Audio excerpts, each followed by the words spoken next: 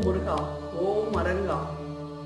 சீசனாம் என தேர்ந்தார் மௌனம் சொல்வார். சிற்றெரும்பு ஊரையிலே கற்பழிந்தார் போலே பாசம் அங்கே வைக்க வைக்க பாவம் எல்லாம் பர்வதம் போல் பஞ்சு வைத்து அணுவளவு தீயை நேசமுடன் வைத்த கதை போலே ஆச்சு.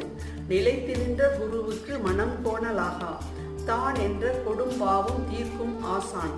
தர்மத்தின் வழி சொல்லி கருணை வைப்பான்.